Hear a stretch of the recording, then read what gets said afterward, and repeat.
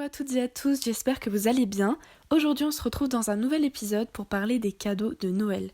J'ai eu l'idée de faire cette vidéo suite au visionnage d'un épisode de podcast des célèbres minimalistes Joshua Fields Millburn et Ryan Nicodemus sur YouTube.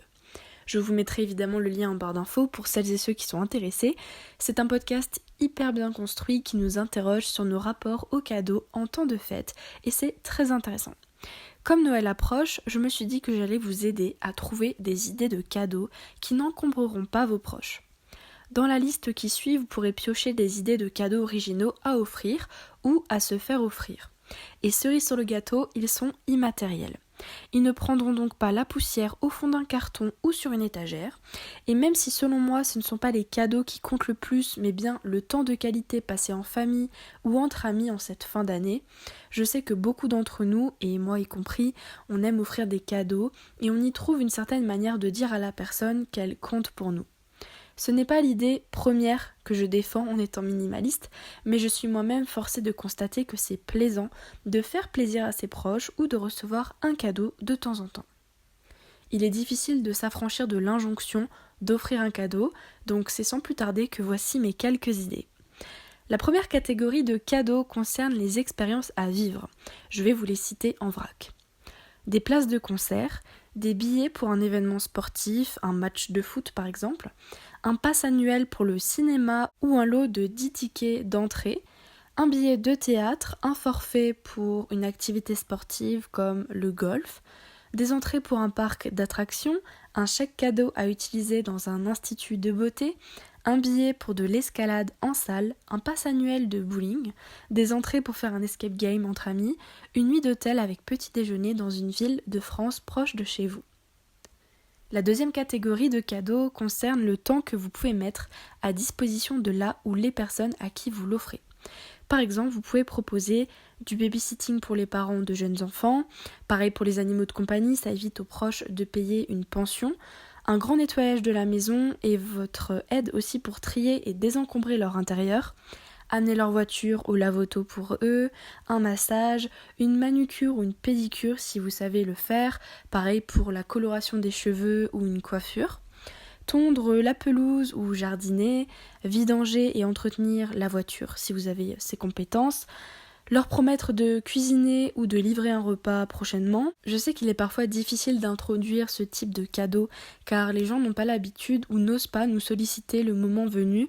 Or, c'est un très beau geste d'amour selon moi car notre temps, c'est notre bien le plus précieux et en le donnant à vos proches, vous leur prouvez que vous êtes là pour eux en cas de besoin. Et pour revenir à des choses peut-être plus classiques, on va parler maintenant des cours en ligne ou des adhésions à offrir autour de vous. Donc par exemple, en termes de cours, vous pouvez proposer de les initier, de leur payer leurs premiers cours de cuisine, de danse, de sport, de natation, de musique, de codage pour celles et ceux qui seraient intéressés, c'est très original, de peinture, de plongée sous-marine, pourquoi pas des cours dans une langue étrangère ou un coaching, pourquoi pas également une adhésion à un musée d'art ou de sciences, à un parc d'attractions, un parc de loisirs proche de chez vous, une salle de sport, un abonnement à Spotify ou Netflix, Disney+, etc. Ou encore à une marque qui propose des envois de box thématiques comme des produits de beauté ou des box de livres, ou enfin à un magazine. La dernière partie de cette vidéo, c'est ma catégorie préférée, ce sont les consommables. Donc voici quelques idées de cadeaux qui se consomment. Une corbeille de fruits ou un panier de nourriture, des fleurs en bouquet ou une plante en pot, des chocolats, des grains de café d'un torréfacteur, des aliments locaux, du vin ou des bières artisanales avec modération bien sûr, un dessert comme des petits gâteaux de Noël par exemple en Alsace dans la région où je vis, on a pour habitude de s'offrir des bredele à Noël. Je vous mettrai une recette en barre d'infos si vous voulez essayer. Et enfin pour terminer, vous pouvez aussi tout simplement vous mettre d'accord avec vos proches pour désigner une mission culinaire à chacun pour le repas du réveillon. Par exemple, votre père peut s'occuper du repas, votre mère de préparer l'entrée, votre sœur le dessert, vous vous occupez de la décoration de la table et de trouver un vin adapté au repas, votre frère va ramener le café, les sodas, enfin bref. Peu importe comment on s'organise, mais vous avez compris l'idée derrière ce message. C'est qu'un exemple, mais parfois en communiquant simplement avec ses proches, on peut se mettre d'accord sur le fait que le cadeau, c'est l'implication que chacun va donner à la fête et chacun peut trouver une tâche qui lui tiendra à cœur et c'est le moment de qualité que vous allez passer ensemble qui va être important sans pour autant y ajouter des cadeaux matériels. Je comprends qu'il est difficile parfois en tant que minimaliste d'aborder le sujet ou de refuser un cadeau, mais il n'y a que vous qui savez à quel degré vous voulez désencombrer votre vie. Il n'y a pas qu'une seule façon de faire parce qu'un objet, c'est vous qui décidez ou non de le faire entrer dans votre vie.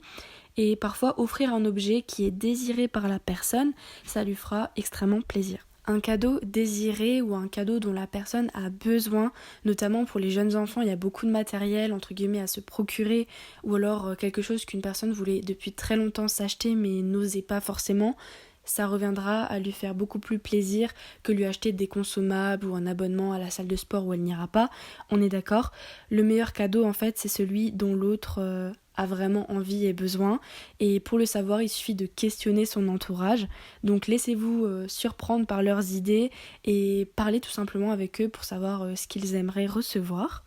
Je pense que c'est la meilleure manière de viser dans le mille. Après, si vous ne voulez pas encombrer une personne ou que vous la connaissez moins, référez-vous donc à la liste que j'ai citée juste avant. Merci à toutes et à tous d'avoir écouté le podcast. Merci de prendre le temps à chaque fois de liker la vidéo, de la commenter ou même de vous abonner. Ça me fait vraiment du bien de voir que je suis pas la seule à m'intéresser à ces sujets et que ça vous aide dans une certaine mesure. Je vous souhaite de passer une belle journée ou une belle soirée. À bientôt!